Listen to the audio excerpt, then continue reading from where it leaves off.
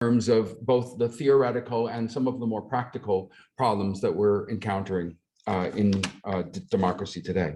He's also the author of numerous articles, and he can be found spreading across the media sphere on a YouTube channel called Philosophy 15, blogging at Eon, 3 Quarks Daily, and Heterodox Academy, and podcasting on Why We Argue and New Books in Philosophy.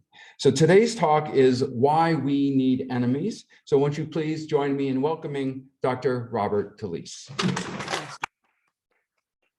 Thank you all for making time. Well, let me put this, sorry.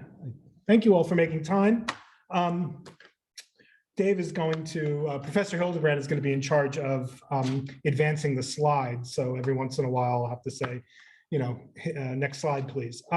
So the title today is Why We Need Political Enemies. It draws from the central theme of the new book, which Professor Hildebrand mentioned, is titled Sustaining Democracy, What We Owe to the Other Side. The book is fundamentally a book about the ethics of democratic citizenship. The central question the book addresses can be framed in various ways. Here are a few of them. Why sustain relations with our political enemies? Why treat our political enemies as our equals? Why not instead just dismiss political opponents and work with our allies to overcome the opposition? Why not play democracy to win? Now, my central thesis, which is on the next slide, Dave, in the book is we need to sustain democratic relations with at least some of our political enemies in order to sustain those kinds of relations with our allies. Now, that's a lot to unpack, and the talk today is going to try to present a central argument for why one might think that that thesis is correct. But let me say up front that despite appearances, the thesis is not merely prudential.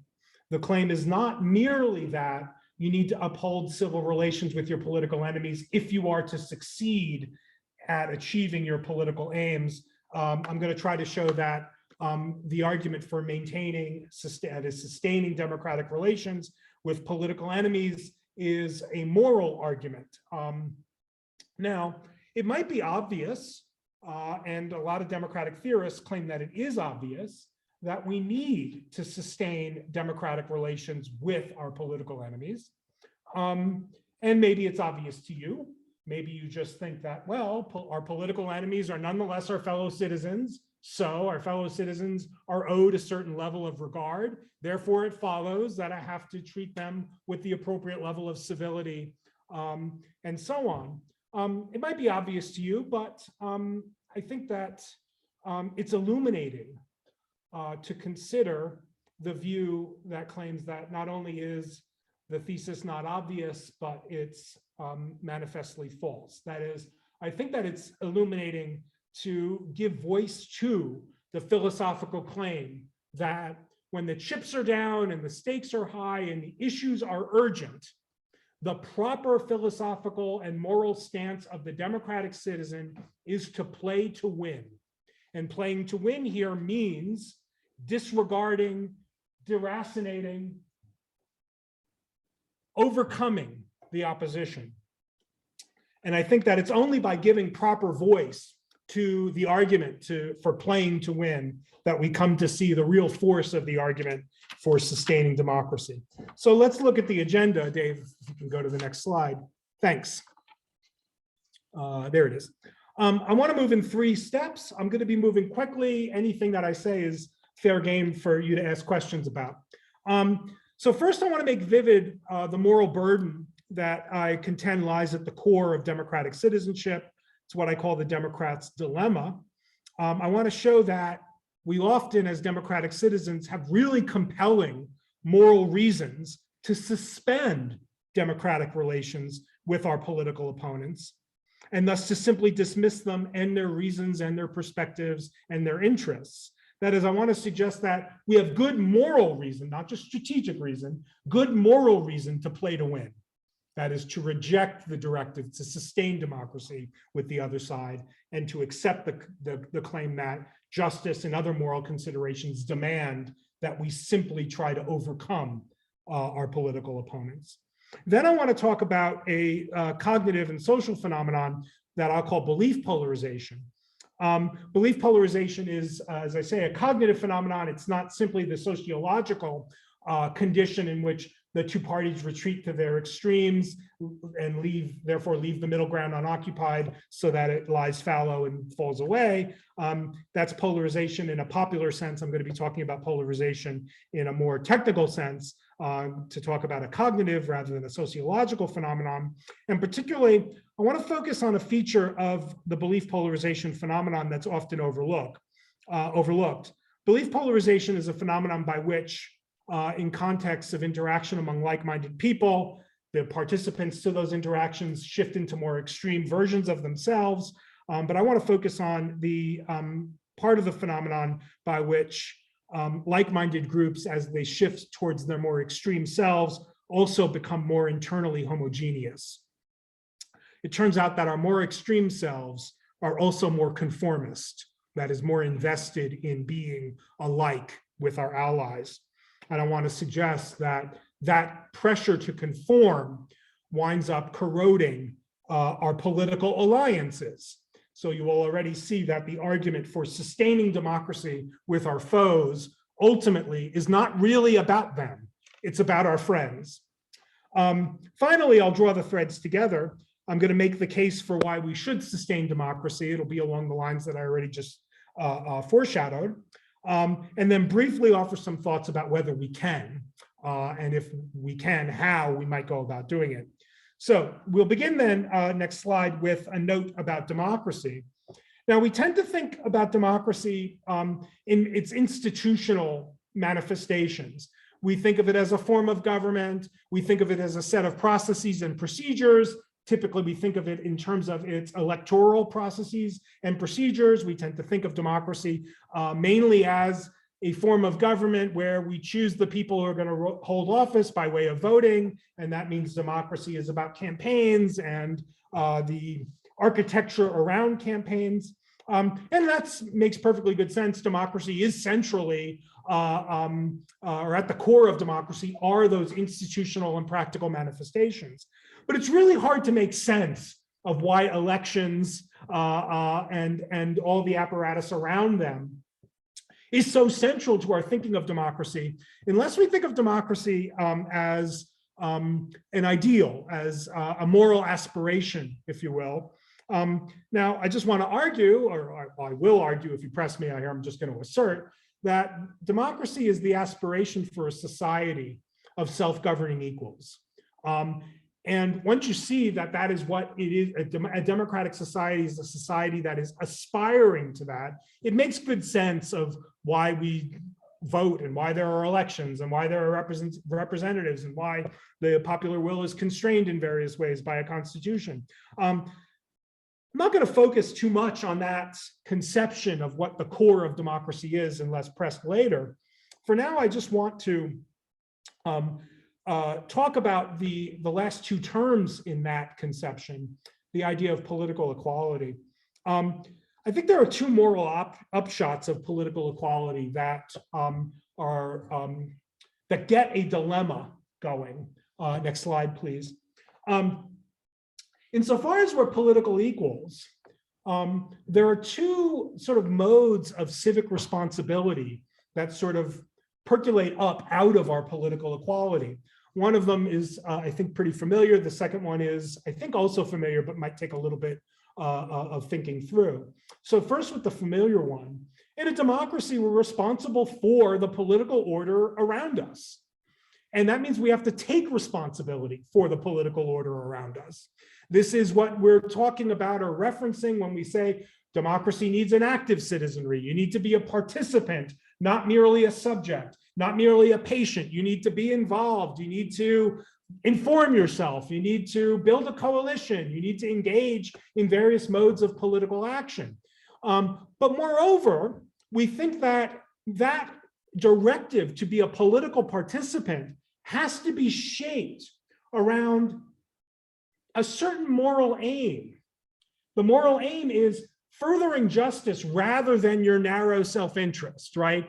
Thinking through political issues in a way that gives due consideration to the common good rather than your own personal good. In fact, we think that a citizen is criticizable, maybe only mildly, but criticizable when they think about political issues and how they're going to exercise their sliver of political power, namely their vote, in ways that are designed simply to help them rather than serve a public-facing good.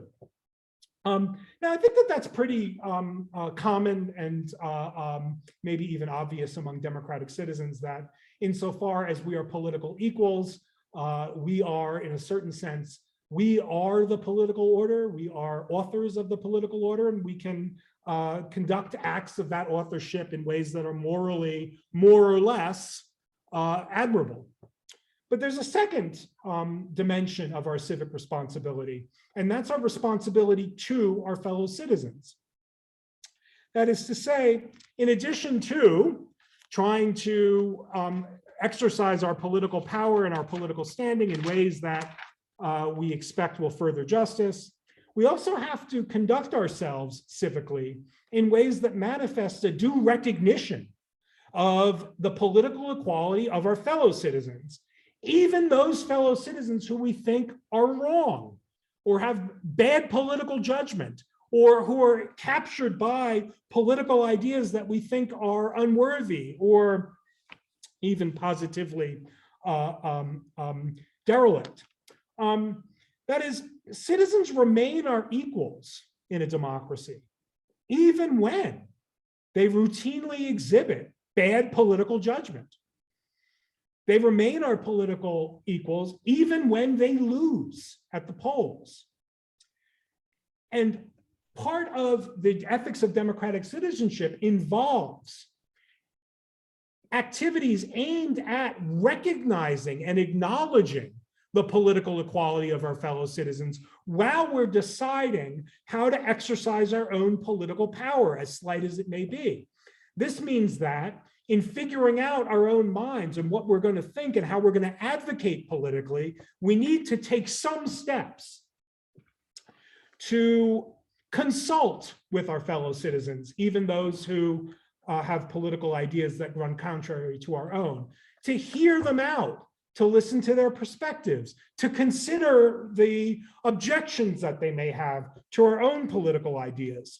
That is to say, we need to take steps in consulting with them to make sure that when political decisions are made, and when those political decisions work in our favor and against the views of our political opponents, that there's nonetheless a case to be made for saying that even though they've lost the election or lost at the polls, political power is never merely brutally exercised over them. Political power is being exercised, that's just politics, but it's exercised in a way that was driven by efforts, sincere efforts, to hear them out, to consider their perspective and their concerns. That is to say, our responsibility to our fellow citizens involves certain standards of conduct. We have to succeed, we have to work to uphold relations that could make the kind of consulting effort possible. Now, there's a lot to be said in defense of that conception of, or at least that second bit, about the ethics of democratic citizenship that I'm happy to talk about in Q&A. But let's move on. The problem is that these two responsibilities, the responsibility for and the responsibility to, pull us in different directions. When the issues are urgent, when we care about the decision, when things seem to us most important, when we're engaged politically, when we care the most about how the policy gets decided, responsibility for and responsibility to pull us towards different kinds of action. Because when the political stakes are high, it strikes us that our political opponents are not merely on the other side of the issue. They're on the wrong side of the issue. Similarly, when the political stakes are high, the people who are our political opponents, we have to see them as not merely wrong, but in the wrong. And when we see them as on the wrong side of the question and in the wrong, we also see them as advocating for something other than justice. Now, when it's put that way, you can see the conflict, I think, pretty clearly. We have a responsibility for the political order. That means that we have to do what we can, given the sliver of political power that we have in a large nation of citizens, to further justice as we best can perceive it. The responsibility to consult with, to consider, to hear the other side out seems to get in the way of the pursuit of justice. It's a distraction from the pursuit of justice. Moreover, when the issues are urgent, when we really care about politics, it feels like a betrayal when we listen to the other side. It feels as if giving the other side a voice, giving them any consideration whatsoever, feels like we've conceded something to them.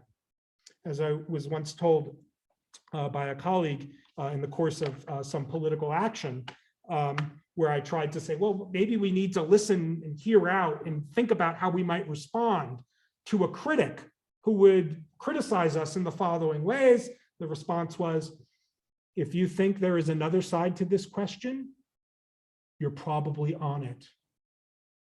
Now, no. So not only does the attempt to satisfy the responsibility to our fellow citizens when they are our opponents feel like a kind of concession and betrayal, but taking steps to make good on the responsibility to our fellow citizens looks to our political allies as a kind of confession of weak-willedness, of half-heartedness, of something less than authentic commitment to the political cause. So there's the dilemma. Given that justice is important, we might say it's really, really important. In cases where it looks as if consulting with the other side is a distraction, an obstruction, a concession, a way of weakening our political relations with our political allies, why not play to win? Why not just gather with our allies, work together with them, forget about what the other side says, forget about what they think. After all, they are on the side of injustice and they have poor political judgment. And if they get their way, the world gets worse. Why not just dismiss them and instead work with our allies to secure the right political result?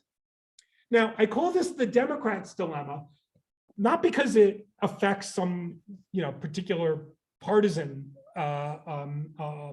identification. It's not Democrats' dilemma with a capital D. It's a dilemma for democratic citizens regardless of affiliation. That is to say, it's a dilemma for democracy. Moreover, I want to suggest that it's a dilemma that emerges not because anybody is falling down on the job of democracy. That is to say, we confront this dilemma not because we're not taking democracy seriously. This dilemma emerges out of the sincere attempt to do what we should as members of a self-governing community of equals.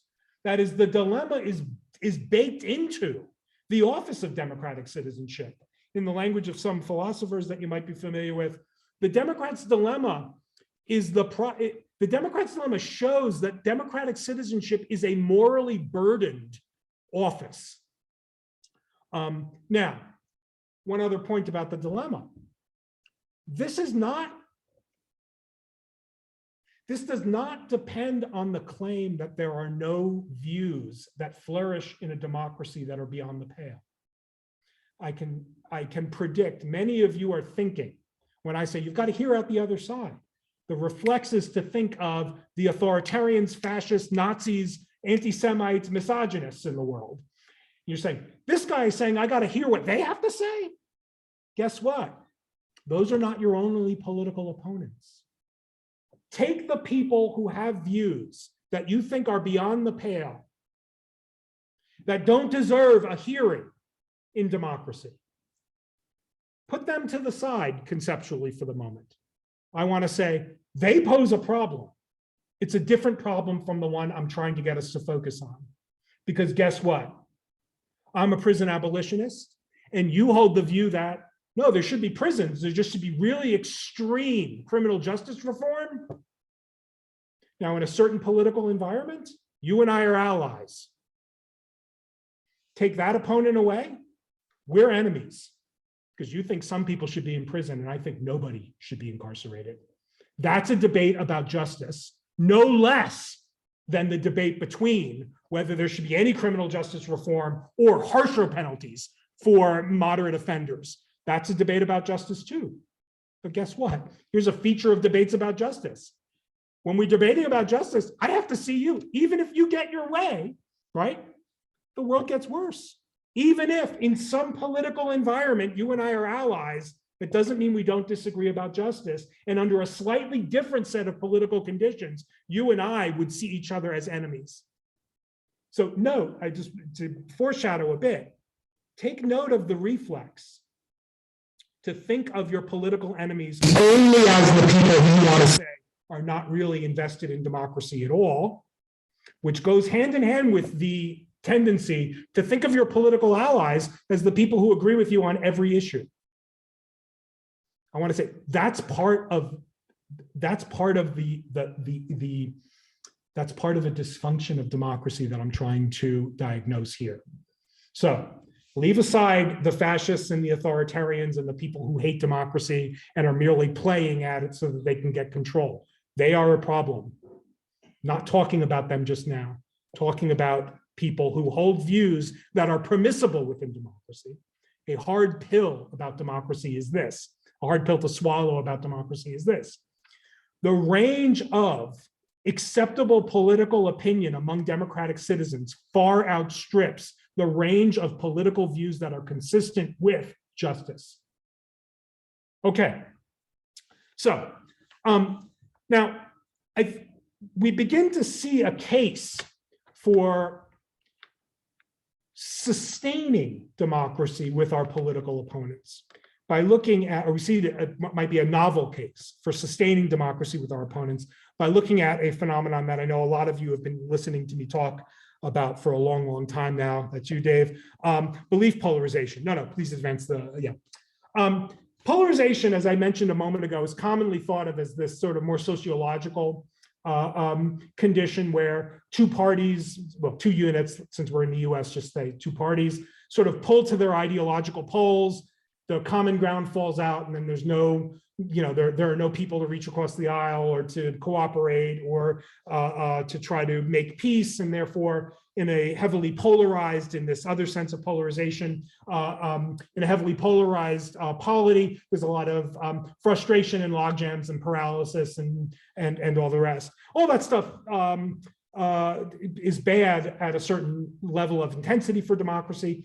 Polarization in that sort of ideological distance between the two parties, that's not what I'm talking about. What I'm talking about is this cognitive phenomenon called belief polarization. Belief polarization is a widely documented, uncommonly robust social psychological finding.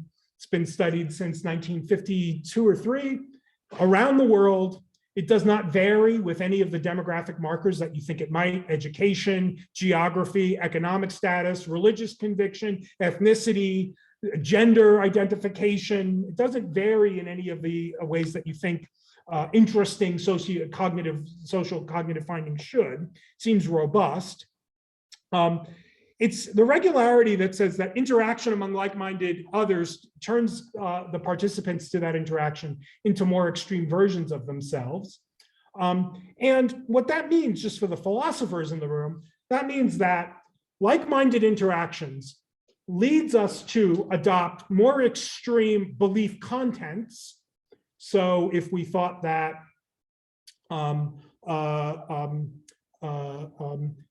certain offenders who treat people very badly ought to be fined, $50,000 for the offense, the more we talk to people who also think that that offense is particularly serious, the more we think that they should be fined $150,000. So we come to adopt a more extreme content. The thing that is believed becomes more extreme, but that's not all. We also come to hold the new belief with a greater degree of confidence than the degree of confidence with which we held its antecedent. And we become more fervent in our attitude. So interactions among environmentalists not only leads them to all adopt more extreme environmentalist ideas, it leads them to hold those ideas with greater degrees of confidence than they held their antecedents, and they come more to identify more fervently as environmentalists. Lastly, belief polarization is also positively correlated with what's called the risky shift. The risky shift phenomenon is a shift towards greater tolerance for risky behavior of a kind that is recommended by the new extremified belief. So as we shift into our more extreme selves, we not only become more confident and more fervent, we also become more ready to engage in risky behavior of the kind that is recommended by the new extreme, more confidently held belief. Now, there are lots of interesting questions for philosophers that are afoot, a lot of good epistemology issues that I'm not going to get into. It looks as if we have a lot less doxastic control, I'll just say that to the philosophers in the room, in these these contexts of like-minded interaction.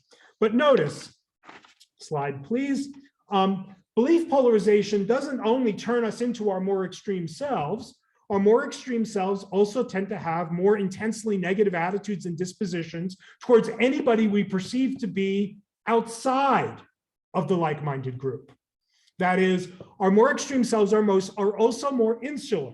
We become more dogmatic, more dismissive of critics, more likely to interrupt them when they speak, less able to reproduce things that they say in ways that accurately capture what they say, more intensely or more prone to ascribe negative character traits to them across the board, not only poor political judgment and benightedness, we come to see them as untrustworthy, as likely to have criminal records, as unattractive, physically unattractive.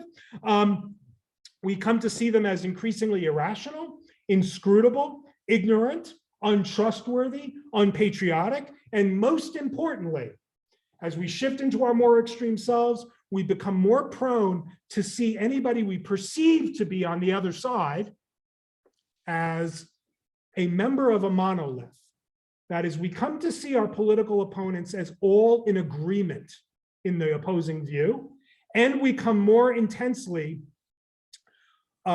disposed to attribute to the other side only the most extreme version of the opposing view, which, guess what, is also the least plausible version of the opposing view. So we become more negatively disposed towards those we perceive to be different. By the way, they don't have to be different. They just have to look like they are members of the other side or affiliates of the outgroup for us to attribute all kinds of nastiness to them. Now, you might say that that's enough to spell real bad news for democracy, because you want to say, like I do, interactions among politically like-minded people you can't get rid of that. That's a necessary feature of a democracy.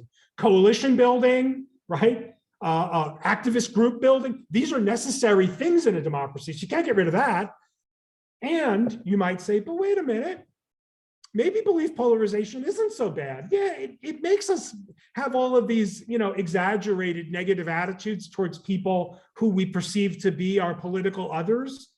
But, belief polarization also makes us more ready to act. It makes us a more tight-knit group. It makes us more engaged. That's all good news from the point of view of political action. So what's the problem? Well, here's the problem. Next slide, please.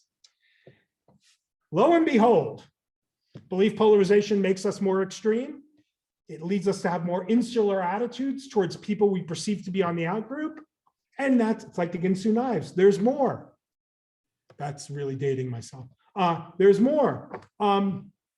Belief polarization also affects how we view our allies. As groups belief polarize, not only do they become more extreme and more insular in the ways I've laid out, they also become more alike. And they become more alike across a broadening range of behaviors and habits. So heavily belief polarized groups come not only to hold more beliefs in common, they do, they also come to dress alike, to speak alike. There's been a lot of interesting data that shows, by the way, you can confirm this in your own anecdotal case.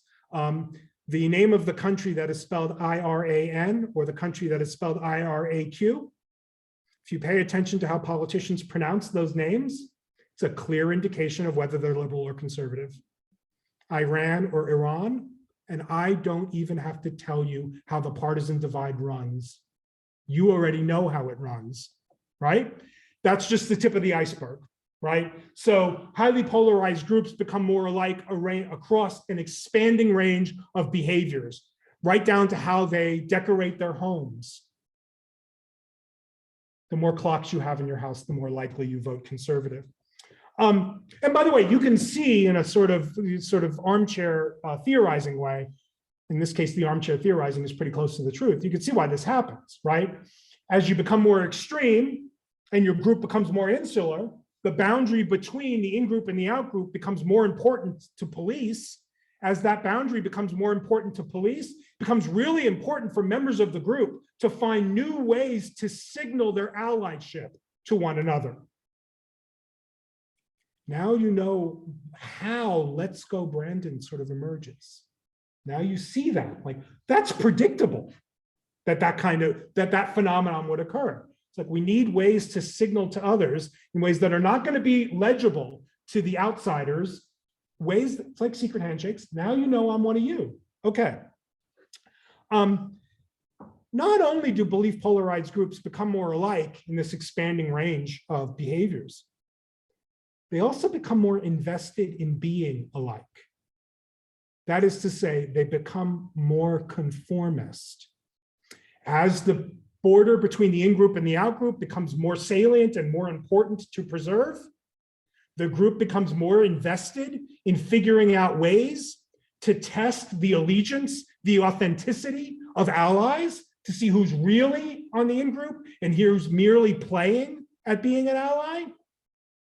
They become more interested in testing for purity, more interested in detecting posers, and more interested in establishing clear standards for authentic membership. That means that as groups become more invested in their alikeness, they also become less internally democratic because they become more internally hierarchical. If you want the group to remain tight-knit, you need to rely more and more on some standard setter who's going to say, here's what the people who are with us are like. Here's what they say. Here's what they look like. Here's how they speak. And this is the signal of somebody's inauthentic membership. They don't quite live the way we do. They don't say the words that we say. They're merely posers. Now, high levels of belief polarization are also positively correlated with high levels of susceptibility to what's called the black sheep effect. The black sheep effect is another sort of very robust psychological phenomenon. And once I say what it is, you'll be like, yeah, I know that that's a thing. We tend to think that posers are worse than enemies. We harbor more intensely negative attitudes towards people we think are inauthentic allies than the negative attitudes we hold towards people who are just outright enemies, right? Think for a moment. Think for a moment about Elise Stefanik and Liz Cheney, right? We have more where we want to see apostates punished more than we want to punish people who are outright enemies of us. Okay, I think some of you are seeing where this is heading. So let's sum it up. Next slide, please. There's a lot on the plate. Happy to talk about any of the features or any of the individual ingredients. But as groups belief polarize, they become more hierarchical. They become more exclusionary, more exclusive, they might say. More fixated on detecting posers and apostates and fakers. therefore more likely to expel members and punish the people who are deemed to be insufficiently authentic. And what does all that mean? Belief polarized groups splinter, they shrink. Now, that's simply to say, from a purely strategic point of view, belief polarized groups render political coalitions less politically efficacious. If you want an effective political voice in a democracy, you have to join a choir. And then after you join it, you have to help grow it. You have to maintain it. You have to grow it if you can. The thing that you can't do if you want an effective political voice is join a choir and then participate in activities that make it shrink. But notice a more principled thought. Belief polarization leads us to adopt the attitude, at least implicitly, that democratic relations are proper only among allies. That is a profoundly anti-democratic attitude. Good. Now note what's happened. I've been trying to give voice to a citizen who has the following thought in response to the Democrats' dilemma. Forget about the opponents, work only with the allies to get justice done.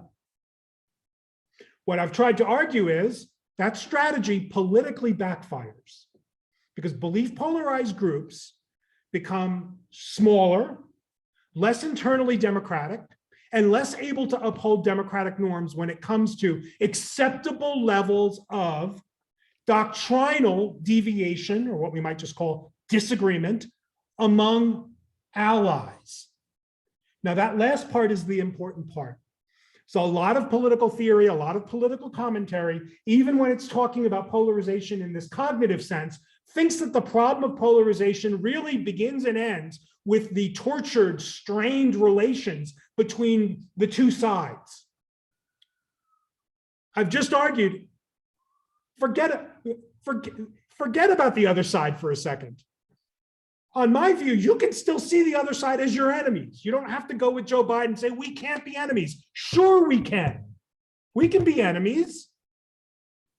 The task of democracy is to find ways to sustain democratic relations with your enemies so that you can uphold those kinds of relations with your friends.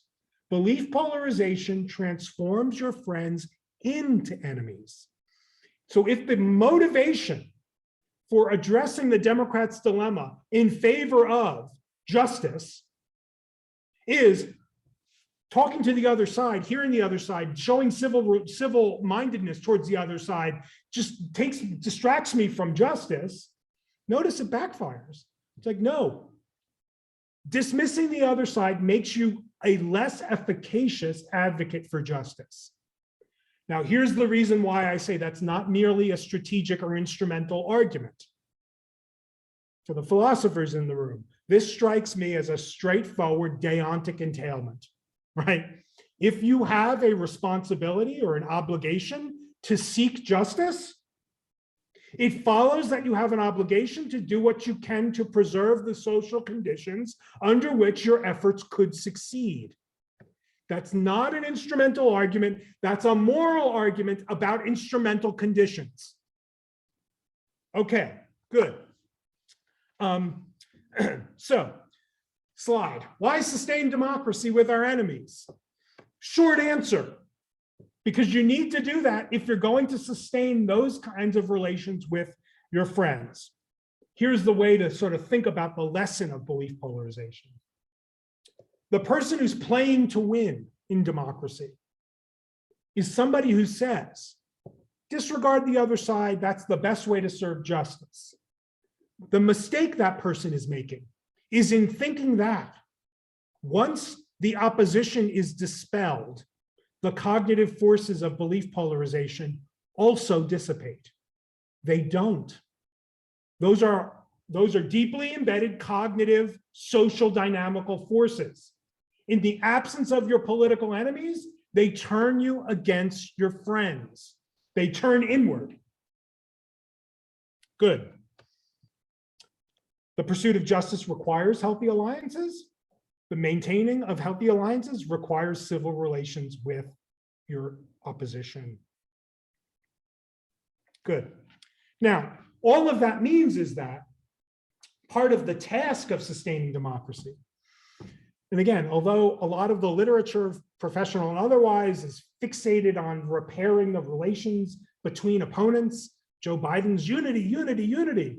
Unity might be a good thing. I'm not sure that it is. I'm not sure that it's such a good thing to try to bring the sides together. I don't know that that's such a good thing. I'm an agonist in democratic theory. I think that politics is about conflict. So I'm not offering here a response to polarization that is focused on the social good of reconciliation. Maybe reconciliation is a good, I don't know.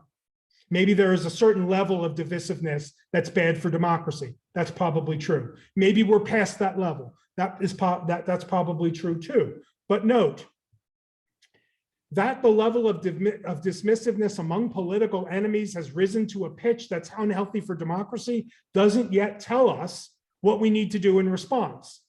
And it certainly doesn't entail that the way to fix the relations, the strained relations between opponents, is to try to mend those relations. Let's take a lesson from marriage counseling and couples therapy. Sometimes to repair your relations with others, you need to look inward. You need to look at yourself rather than directly engage in activity aimed to reconcile with the other side. Maybe we need to change inside. Now, this all raises the problem of what we can do if we can do anything. So slide, David, thank you. So can we? So as I was just saying, managing belief polarization is taken to be a matter of repairing relations between opponents. I've already suggested to you, even if we think that's the aim, it doesn't follow that the way to achieve that aim is to engage in activity that is explicitly directed towards repairing. Maybe the best way to repair relations among opponents is to do something else. And to see why that might be the case, that is, why it might be the case that in order to take steps to address belief polarization, we need to look within ourselves. We might need to just spend another minute looking at how belief polarization works. Now, there are different theories about how belief polarization works. I'm not going to go through them, but the two main ones have to do with informational filtering and in-group comparisons.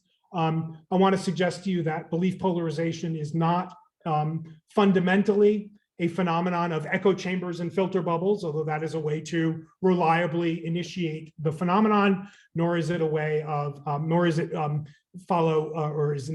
it initiated strictly by comparing yourself to your allies and wanting to seem to your allies to be a little bit more intense than the mean, although that is another way in which belief polarization happens. It looks as if, and I argue in the book, that the core phenomenon is about identity corroboration. Belief polarization is initiated in the absence of any new information. So you don't need, information filters to get belief polarization going. You can get belief polarization going even if there's no information being exchanged. You can get belief polarization in the absence of face-to-face interactions with people. Just as a side note to people who are working on social sciences, sometimes the conditions under which a social, psychological, cognitive phenomenon can be reliably produced in laboratory conditions and studied, sometimes that's not a good indication of what the mechanism is that drives it, right? So the fact that you can reliably produce the effect of belief polarization in context of like-minded discussion doesn't yet prove that like-minded discussion is the causally necessary antecedent to the effect. There's a lot of empirical work on belief polarization that makes that error. We philosophers know better. what goes on in belief polarization is what's going on in the back of the slide. Maybe you've been to a football game or a concert given by your favorite rock star recently. Chances are you showed up to the event dressed in ways that signaled that you were a fan, that made you look more like the other people who were fans, right? In the course of the game, when your side was winning, you began behaving more and more like the people around you.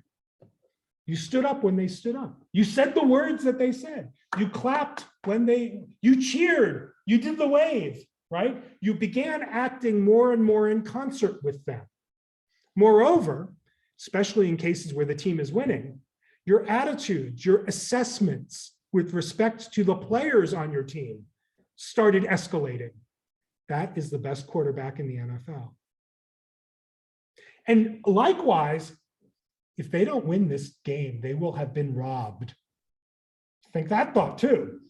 And moreover, and those of you who follow football in the UK, well, in Europe even, probably know this. As your team starts winning, you start feeling pity for the fans of the other team and resentment for them. Why are they rooting for losers? Then eventually you start being a little bit put off by them, disgusted by them maybe. You start seeing them as weird, alien, inscrutable. You've just got a psychological, how does hooliganism happen? Now you know. Turns out that you can get belief polarization simply by showing, for example, if you show a vegetarian a pie chart that shows other vegetarians are also opponents of GMO foodstuffs, that creates the belief polarization, that instigates the belief polarization effect if they are already disposed to an anti-GMO attitude. The idea that the people who I'm friends with also are like me in this other respect is enough to get you to amplify that newfound likeness with them. Now, what that means is that the belief polarization effect can be initiated by way of all kinds of indirect means.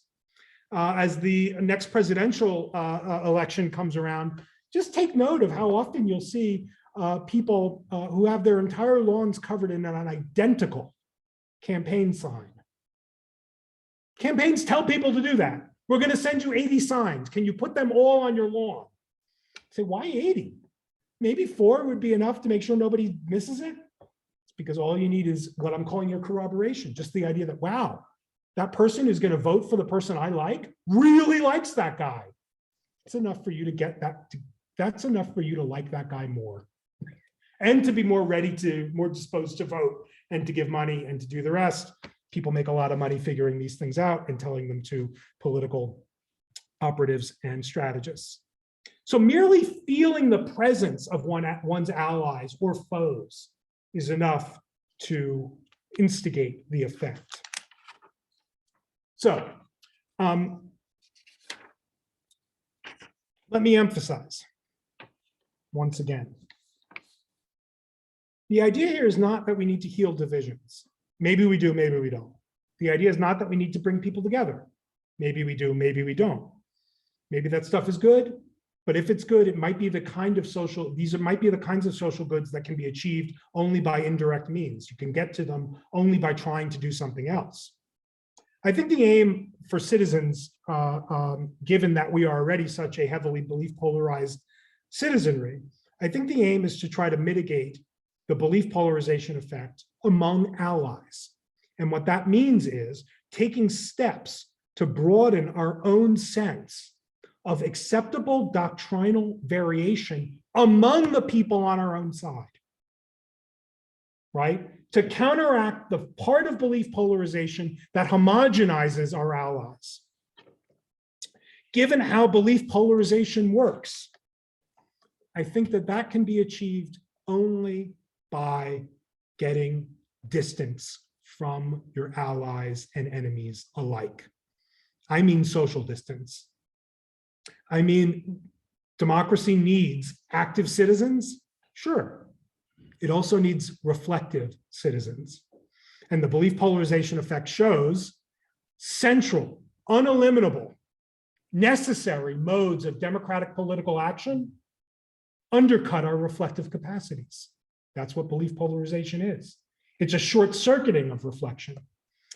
I think that as citizens, we need to reclaim occasions to consider the range of political ideas and opinions and perspectives that go beyond the confines of our own politics and our own political divides. Now, this is hard, given the urgency we feel. The political issues we face as a citizenry are urgent. I'm not denying that. I'm not saying you need to, with politics is small potatoes, don't worry about small potatoes. That's not the argument either. The argument rather is that getting distance from your friends and enemies alike politically is also a crucial activity of democratic citizenship. Now, I know that this sounds strange. So ask yourself a question. Dave, slide, please. What does democracy look like? There's your answer. Google it. You'll get, this will be one of the first, this was, when I Googled it, this was the first image that came up on Google Images, and that's important. You can get instantly tens of thousands of images that are roughly this. What is this? Masses of people gathered in a legibly public space. They're in Washington, D.C., and you can see that. Not communicating the identical message, but communicating the same political sentiment, right? They are objecting, resisting, calling to account, making a demand of their representatives. Now note, that is what democracy looks like. That is what democracy is. I am not denying that democracy requires this of us. What I am saying is that it requires something more. Slide. Democracy also looks like that. A guy sitting with a book, encountering political ideas that don't speak to the politics of the moment. They're political ideas, but they're not easily translatable into the idiom of Republicans and Democrats, and liberals and progressives and conservatives. They're not built around the contingencies of our political moment. The claim is not that we need more time for detached, abstract, political, philosophical reflection that's not about anything in the real world. That's not the claim. And if you've heard me saying that, that's a symptom of the dysfunction I've diagnosed.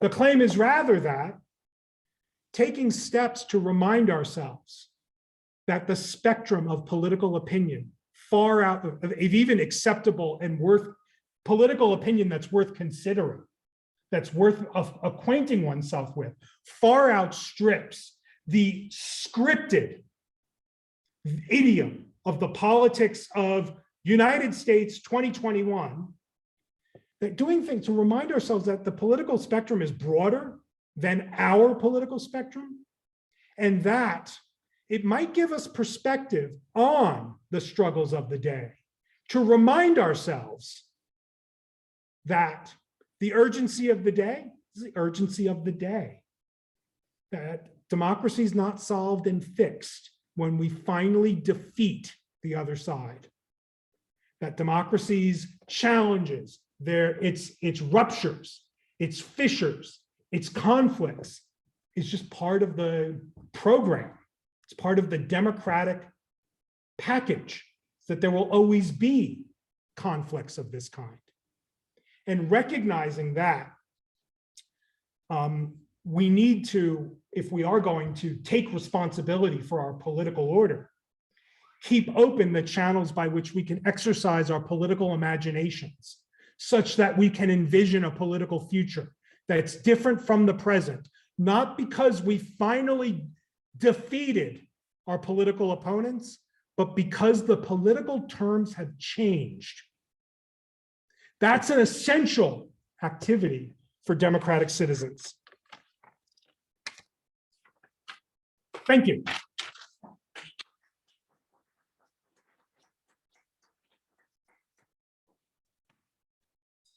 We have time for questions, and Rob, would you like to field them, or you want me to? You can field them. That would be easier. Yeah. So questions or comments, observations, I don't know, things that you noticed in polarization or in your political life. Nobody wants to be my enemy. Yeah. Okay, great. Hang on, Julian first, and then you. Okay. Go ahead, Julie.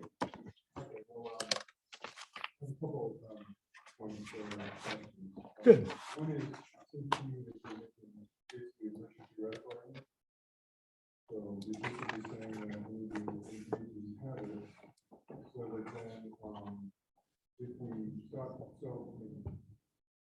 demonizing our opponents, we'll be more likely to listen carefully to the people that are worth listening to, that aren't really our opponents, so that we can build coalitions among.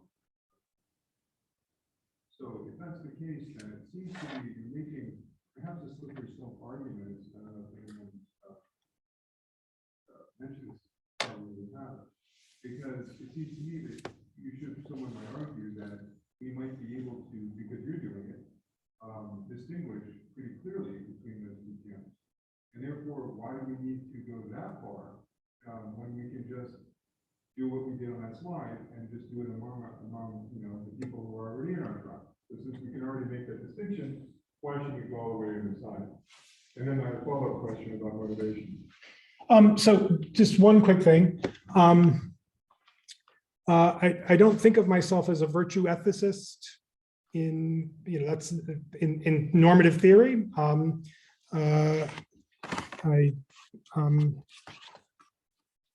Although some days I come close. I might be a virtue consequentialist or some kind of utilitarian who wants to make room for virtues, so an indirect utilitarian. But this is an argument that is about civic virtue, because it is an argument about the habits and dispositions and attitudes that are appropriate for democratic citizens, given that, as democratic citizens, we're committed to a moral premise. Our fellow citizens are our equals, not our lackeys or our subordinates or our overlords. So that's right. Now, I think you're right that there might be other channels by which belief polarization can be mitigated. Now, note, right, you didn't suggest otherwise. I just want to emphasize that belief polarization can't be fixed, right? This is just the kind of creatures we are, and like-minded interactions and coalition building, the conditions under which belief polarization is initiated are just sort of endemic in a democracy. It's just what a free society is. It exposes us to these cognitive forces that dismantle our reflective attitudes. Here's the argument I want to give. The reason why I emphasize the need for political solitude is because belief polarization is, and the pressure to conform is most heavily or intensely active among people who report high levels of political action and political informedness, right? So people who are most likely to be the guys in the street are also the most likely to be in the grip of a phenomenon like this. And if you want to just see it interact or see it in action, if you didn't do this and weren't surprised, I was surprised, but I shouldn't have been, because it's what the model predicts. Go back on your social media timeline, especially if you're a liberal or a progressive, to the night of the Met Gala, and watch the left-leaning people in your timeline devour one another over the AOC dress, where it became very clear, maybe my time, I don't think my timeline was distinctive, became very clear that difference of opinion about what tax the rich means, about what the motive was for wearing a dress like that or being at such a fancy event with a dress like that, that the idea that there was a range of acceptable opinion among progressives seemed to get lost in that disagreement over the dress, the appropriateness of wearing it, and the meaning of the slogan became disagreements about who's really a progressive or not, right? Or if that, if you didn't follow that, you can just, what was the discourse? And again, it's not that I think that these phenomenon are specifically among people on the left side of the spectrum. It's just the side that I'm most familiar with for various reasons. But just think about defund the police. Everything's hunky-dory when we're talking about practices of policing, the genealogy of those practices, how police departments are funded, what the money goes to. Defund the police seems like a good way to capture a range of critical attitudes towards existing modes of policing. If you want to see a bunch of people on the progressive side of the political spectrum quickly learn that they can't get along, ask them what the slogan means. Forget about the people who want more cops and they want more military grade weapons and more, they want them to be more like an army. Forget, leave those people to the side for now. What do we mean when we say defund the police? That erupts almost instantly. Not only people who've got different opinions about what the policies should look like, but it becomes a fight about who's really a progressive and who's really just a rhino or a dino, or who's really, you might as well be Ronald Reagan if you think that's all defund the police means. It's not hard to find that. So the only claim is that you might be right that in certain kinds of contexts, right, the group dynamics are a little bit more open, maybe in certain kinds of activist communities, there are, sort of extrinsic mechanisms that keep the pressures to conform a little bit under control. But when it comes to mass movements in democracies like America, these forces get out of control really quickly. And that's all I want to say. And I even want to say, last point, even if belief polarization is not unchecked and becoming dysfunctional for your alliances, I still think the point that rethinking our conception of the activities of citizenship and democratic spaces in which citizen activities can happen to include solitary spaces is really important. We tend to think, even though we're very critical in all kinds of other contexts about public and private distinctions, right? We accept that distinction when we're thinking that, well, couldn't there be acts of citizenship, civic virtues, acts of civic virtue that are intrinsically out of view of others? People are like, no, that can't be right. It's like, oh, well, so there is a version of the public-private distinction that you accept, right? So I just want to challenge that too. So. Absolutely. I actually don't disagree with that. Talking about title, the idea that we need to, I guess what you're saying is that put it in perspective, like these people aren't really your enemies. We need political enemies in the sense that the other side, those are our enemies. These people aren't our enemies. So that's kind of what you're saying. Yeah, and so the other deeper issue I have is an issue of motivation. So it's all well and good to say we should be doing this. How are we going to get people to make this change? And that's really a virtual question. I'm actually doing research on that, right, with a colleague, empirical research at the University of Delaware. And I've basically created a model that seems to be empirically confirmed on moral self-awareness. And so the idea is you prime people to start reflecting more on what they stand for as people. You think get them to think about their moral identity. And so we're trying to see if priming people that way gets them to open their minds about certain ideological positions. Yeah. And we're seeing actually pretty encouraging results there. And so I wonder if you can comment on what, psychologically, I know we can do this as philosophers, but most people aren't philosophers. Sadly. To tell people they should do something is not necessarily going to get them there. No, I think that's right. So part of, yeah.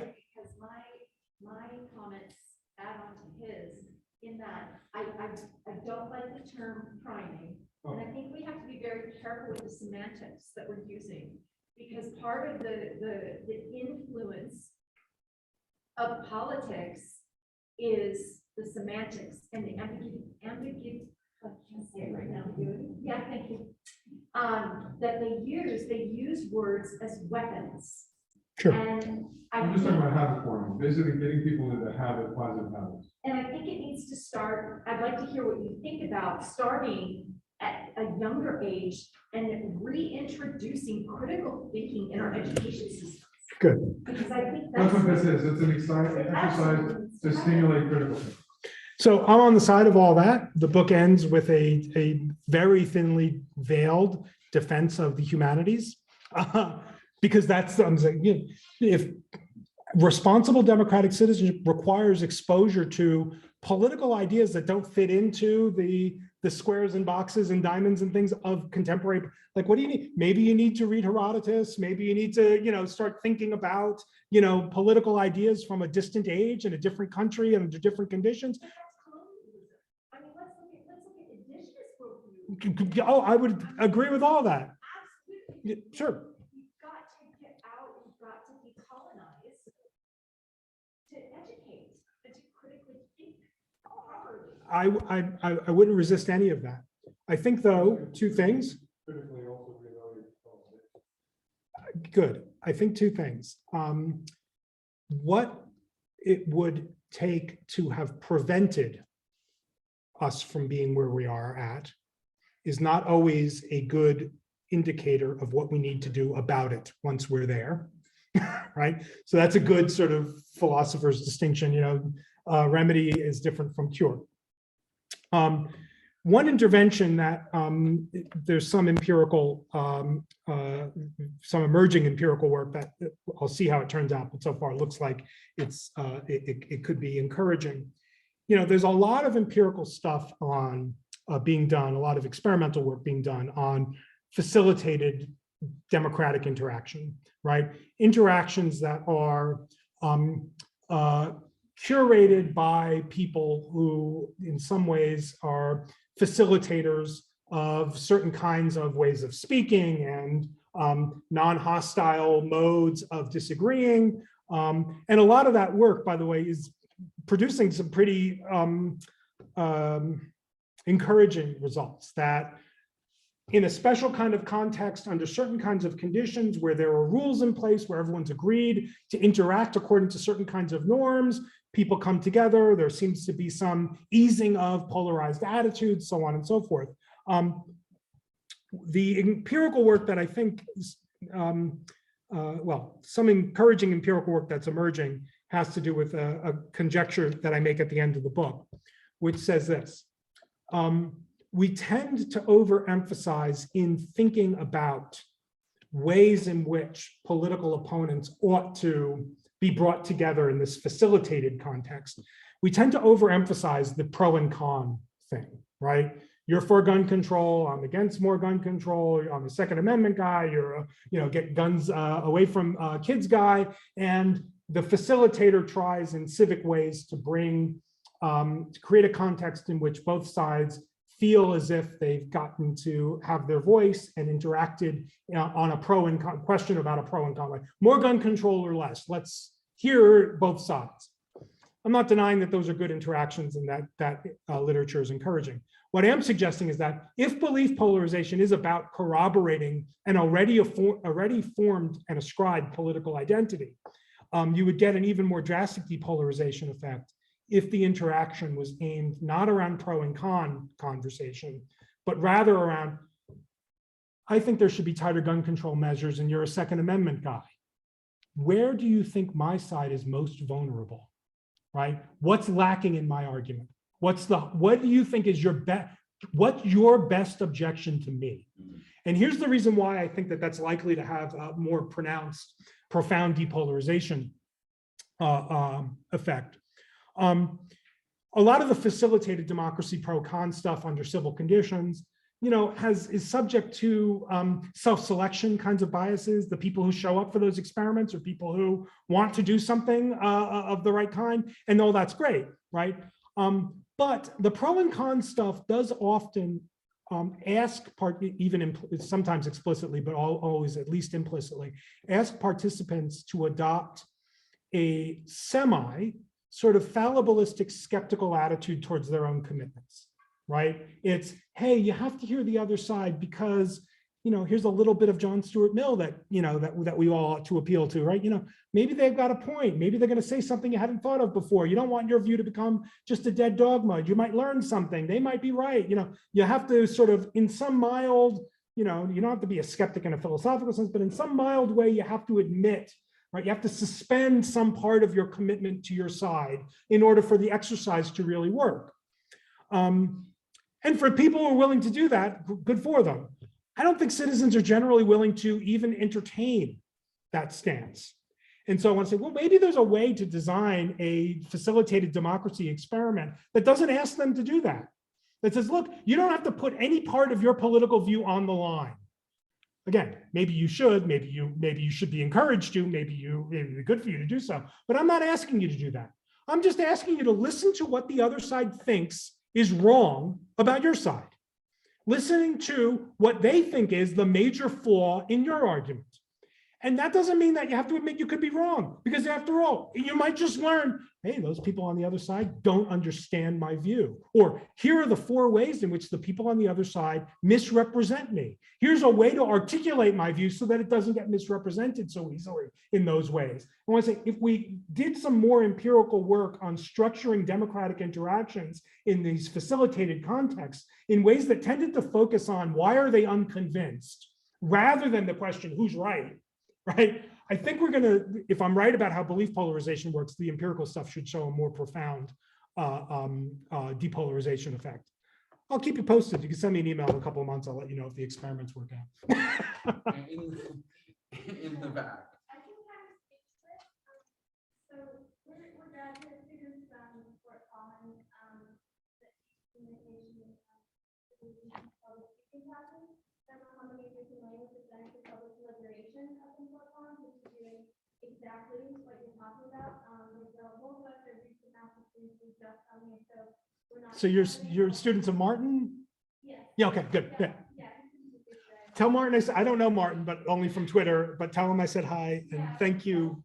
But this is exactly what they do, right? They go into the community and hold events like at the library and things like that, where people come in from different sides of the issue. But not only that, we kind of do this on a microcosm in our public speaking classes, which students are required to take from a vast variety of majors. And so it's kind of a cool thing where they might not be someone who would come to the table in any sense, but they're forced to, they have to take this class. And they have to take a public deliberation speech, but it's not allowed to be a pro-con speech. They have to come up with some issue that has many different things across the board, and then they have to facilitate a discussion with their classmates, and have to remain impartial on it. And so it's a really cool, I guess, example of how this is possible, exactly what you're talking about, and we're seeing it right now in our undergrad students that come into this room being very, I saw gun control one just this last week, right? Where they have to show all these different facets of the issue, and then you watch these undergrads that would not normally come to the table have to have this facilitated discussion where they have to respect each other, but they have to think about their values as well. They have to base their future around values. Well, that's all very encouraging. It's cool and it's possible. Yeah, and we're trying to do it. And so the kind of model you're describing just recommends one other thought. When we move away from the facilitated stuff that's so focused on pro and con and weighing up the 2 sides and all the rest, the intellectual virtue that I think is encouraged in the what does the other side think is wrong with my side, or what's the strongest argument against my view, the intellectual virtue that's encouraged is just what strikes me is just a sort of that this is an intellectual virtue seems to me to be hard to contest, but maybe somebody will contest it. It's just the idea that even if you're right, even if your belief is true, even if all of your political beliefs are true, it just doesn't follow that you are beyond epistemic improvement, right? You could always be better, even if you got the truth, right? Your way of articulating yourself, your way of laying out the reasons for your view, your way of addressing certain misgivings or objections to the view, you can always be improved. I think that the politics of the moment, right? The politics where we think that the political world is exhausted by the boundaries of the urgency of right now, lead us to too quickly give up on the idea of our own epistemic improvability, and to too quickly just say, here's where I'm standing. Done. The epistemic stuff now is done because I know I'm right. Well, maybe you are right, but that that you're right. I mean, there's this whole other set of epistemic values that are not the truth of the belief, but the warrant for the belief, the justification, the entitlement, whatever the epistemic word is that you want to use, depending on your theory of how knowledge works. It's like, oh, you can, even if all your beliefs are true, that doesn't mean that you've epistemically met all your goals, because you have to have true belief with the right kinds of reasons, with better ways of explaining the virtues of the view. And it's really hard to develop those cognitive skills and virtues out of the presence of real living objectors. Jeff had a question, but I just want to make one quick comment because the one thing that hasn't been mentioned is the importance of the arts too, which so much in our culture is about this brand or that brand, this team or that team, this political party or that. Is it a like? Is it a thumbs up and thumbs down? So there's a lot of polarization built into the machinery, even of our recreation. And in Rob's last book, one of the things he brought to the table was the idea that we need to expand our relationship with one another, not just in terms of listening to the reasons that other people have and expanding our epistemic dimensions or our latitudes, but also in just relating as more like people and not as just like people who are reasoning. So this is very much about reasoning and political epistemology, but Rob's previous book talked about sort of the larger cultural conditions that we sort of in some ways have to push past some of the consumer market divisions and some of the sort of competitiveness and even in our recreations to forge bonds that are not necessarily about reason taking and giving, but also about, the bigger human picture. Right. So let me just put it in one way. Yeah. Partisan affiliation has saturated social space in this country to an unprecedented extent, where the distance you live from a Whole Foods market is a very reliable indicator of how you voted, right? Yeah. Right. Okay. Yeah. If you get if the chances of running into a conservative voter at Starbucks are almost nil. The chances of running into a liberal voter at Dunkin' Donuts are similarly low. The more clocks in your house, the more likely you are to be conservative. Liberals and conservatives in the United States express systematically different attitudes about parenting, about shopping. It turns out that we, liberals and conservatives in the United States, have different views of what shopping is. What are you doing when you're shopping? I can go into the experiments. How close you live to if you live within a certain distance of a Cracker Barrel restaurant, the chances that you voted for Barack Obama are almost zero. No, good. So what this means? I live in Connecticut. I tell you, like there's plenty. In fact, there's whole neighborhoods where it's just Dunkin' Donuts and they're all liberals. Okay. So, be careful what you do. No. So there are, especially because Dunkin' Donuts is a Northeastern corporation. You don't get these trends in Massachusetts.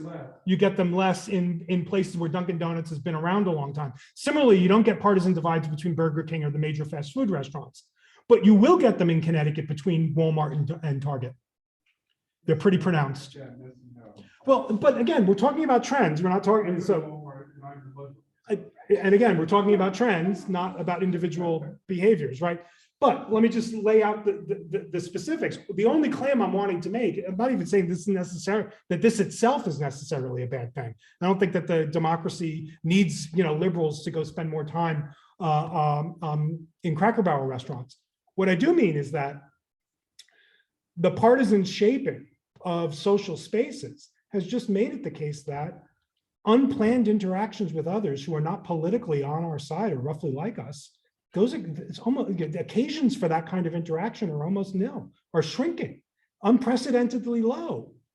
And what that means is that our conception of the decent fellow citizen, the person who held the door, right? The person who is a courteous fellow shopper, right, are all now tightly tied to our conception of who our partisan allies are. And it means that the occasions for viewing somebody as a responsible neighbor, a caring parent, a conscientious coworker, because our workplaces are more partisan sorted than they were 40 years ago, that the idea that people's virtues can be exhibited in ways that doesn't connect in our own consciousness with the category of partisan ally, and the idea that civic vices can be exhibited in ways that don't connect with our concept of partisan foe, the occasions are just diminishing. And so now we have very few occasions on which you can see somebody exhibit their virtues in ways that aren't already coded for partisanship. And I think that that's the problem for democracy. So we have about 4 minutes left. Jeff has a question, and there was one question there. So, and I'll be quick, sorry. And the third question. So maybe can we? Sure. Sure. Thank you. I just wanted to make sure I understood a few things about your talk correctly and ask a question at the end. You said democracy was an aspiration of self-governing equals, excuse me.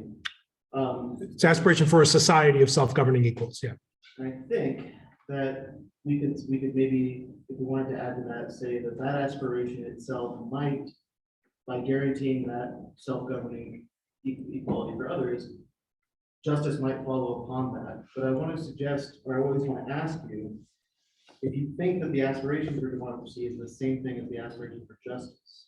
And I ask this because we've talked about democracy quite a bit. I'm not quite sure I understand what you mean by it. Are you stipulating a meaning for democracy that doesn't exist, or are you revising the current one? In other words, do we need, I can buy everything about this polarization. Do we need to still call it democracy? In purely philosophical sense. I know practically we can do that, but.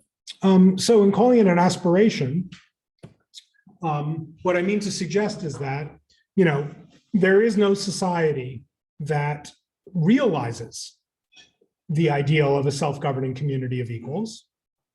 What counts as a democracy is a society that manifests the aspiration for that kind of society. And let me just give a philosopher's an analog to this. Was Aristotle a scientist? Yeah. He never looked through a microscope, didn't believe the theory of evolution, didn't know anything about elements, right? Had the wrong view about all, right? Got biology wrong to a large extent. Was he a scientist? Now, you want to say, well, somebody who doesn't believe the theory of evolution, has never looked through a microscope, doesn't understand the periodic table of that can't be a scientist. You say, well, but Aristotle was a scientist. Why? Because his mode of inquiring about the world manifests a certain ethos, a certain aspiration, a certain objective that we identify as the scientific of it. He was an inquirer, right? So I want to say, yeah, Aristotle was a scientist, right? Well, I want to say the same thing, similar thing about democracy. Democratic societies are democratic in virtue of the kind of society they aspire to. And I don't think the aspiration is just a merely, thing that gets written on a piece of paper, right? Do the institutions manifest that kind of aspiration? And within the society are certain kinds of critical considerations about the society operative, right? When somebody says, hey, this redistricting disenfranchises people, does anybody holding office get to say, I don't care about disenfranchising people? In this country, the answer to that question is still no, right? We might debate about whether these maneuvers are made in earnest or not, but every politician says it doesn't disenfranchise people, right? You say, well, no, it does. So the debate about enfranchising and disenfranchising people is still a salient argument for the society to be having. And I want to say, insofar as a society adopts that aspiration in its institutions and in its conception of what counts as a salient critical consideration, that's what it is for a society to be democratic. I don't think that democracy is synonymous with justice. That is, I don't think that if democracy were more perfectly realized, we would have a guarantee of just political outcomes. So I'm an anti-Rousseauvian on one reading, one prominent reading and one understandable reading of a lot of democratic theorists, but Rousseau is a pretty salient example. The idea is that if you're doing democracy right, you get just results. And in fact, Rousseau, for those who care about this sort of thing, Rousseau goes so far as to say, if the result is an expression of the general will, and you didn't vote in favor of the result, that just proves you voted the wrong way, right? It's almost like, if democracy elects Dave Hildebrand and you voted for Sandra Fish, then it turns out that you should have voted. You should just say, I was wrong about who should be president, right? I just think that's epistemically requires a level of voluntarism that I don't think is possible in a democracy. But apart from all that, let me just give the philosophical argument. one of the upshots of our political equality is that for better or worse, we get to make up our own minds within a particular spectrum about political things. And I'm a later Rawlsian in this regard. The operation of free minds on very complex questions like political and moral questions is guaranteed to produce a pluralism, a diversity of acceptable answers given the data and the considerations we have to work with. In fact, I'll go the Rawlsian further step and say, a society that is unanimous around complex, complicated moral and political questions is a society that's probably not free. Hang on just a second. Just since we're at 5 o'clock, we don't have to leave the room and we can continue the conversation a bit longer. Some people, if they have a 5 o'clock class or they have to go, it's 5, so feel free. But we can continue the conversation. I know there was a question here and also a question here. Quick, in what you were just saying highly relates to my question. So my question is, you seem to assume a level of fair play or a level of actual representation going on. And I'm right now studying tenor rent, looking at Occupy Wall Street, which was brutally ended by police removing people. So I guess my question is, what happens when the political enemies you're speaking of are actually state employees or part of the state? That's a good question and a difficult one that I want to say, when we're talking about agents that are not acting in their capacity, although they might be citizens, they're not acting in their capacity as citizens, but they're acting in their capacity as officials of the state, including law enforcement. There are different kinds of moral considerations about the kind of conduct that is owed towards them. That's just a different kind of question. And I think that from the point of view of those questions, things look very bad. Right? The book is, by the way, the book is not optimistic. I'm not an optimist about much of anything. The book is not an optimistic book. It just says there's a sliver of hope in this, that if we were able to take steps to mitigate the effects of this very bad cognitive phenomenon among our allies, we might then be able to take the next step to repair democratic relations among people who we are already disposed to see as, depraved lunatics who are out to destroy us.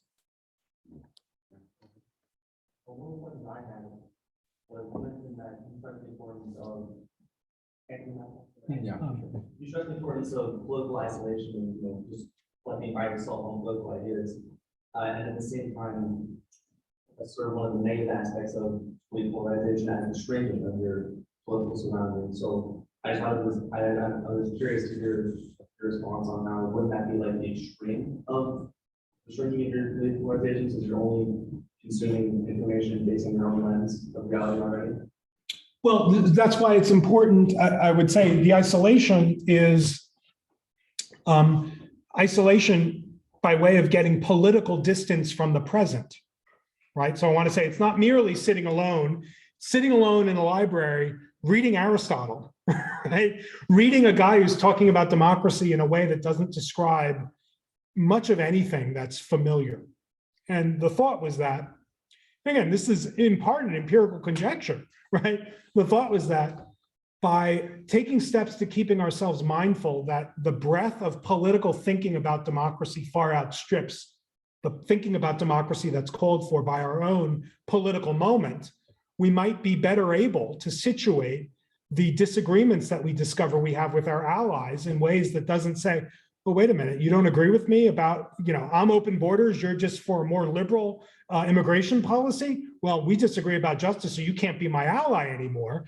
Maybe seeing things from an even broader perspective, whose significance rests in its not being about us, might help us to think a little bit more or a little bit better about the range of acceptable disagreement among people who I can continue to consider allies. Right? The belief polarization phenomenon pushes us in the direction to see all political disagreement as disagreement among people who are allies and enemies. It turns people who would be our allies all of a sudden into enemies because it shrinks our conception of what an acceptable position is. By acceptable, I just mean, David Hildebrand can think that thing about immigration. I still think he's wrong, but hey, that doesn't mean that we can't be allied politically in some broader sense. Belief polarization counteracts that kind of thinking.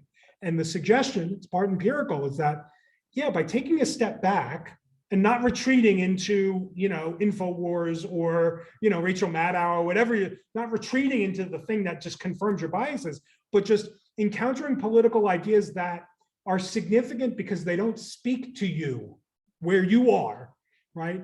I sometimes teach political philosophy. I often teach political philosophy. Sometimes when I teach political philosophy, students will sometimes ask me, was Aristotle a liberal or a Republican?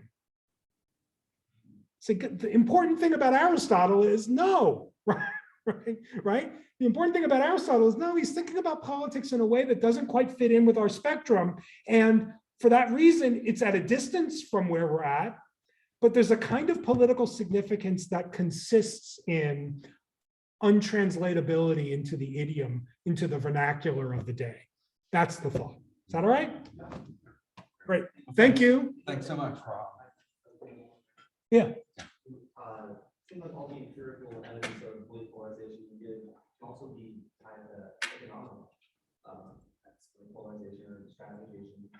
Dunkin' Donuts is way cheaper than Starbucks. Target is a lot more expensive than Walmart.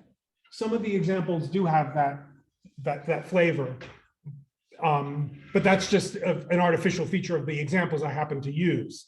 The differences between Starbucks and Dunkin' Donuts are robust, but the differences between Starbucks among liberals, Dunkin' Donuts among conservatives are robust among different economic situations, different economic situatedness.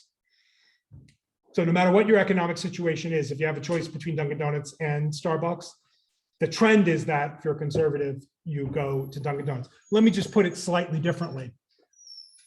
Liberals in a particular economic situation living on the East Coast now have more in common lifestyle-wise with liberals living in a much different economic situation on the West Coast than liberals living on the East Coast have in common with their conservative neighbors who are economically a lot like them. So it's robust across economic differences, but you're right that, some of the examples that I use seem to have a more economic, seem to admit of an economic description too, or explanation too. They do, but they're robust across that. Thank you. I just wanted a quick question on the your interpretation of the interpretation of Rousseau. So do you think maybe we could try and find a way to make sense of it if we might say, well, the way utilitarians will say, well, for example, Peter Singer said,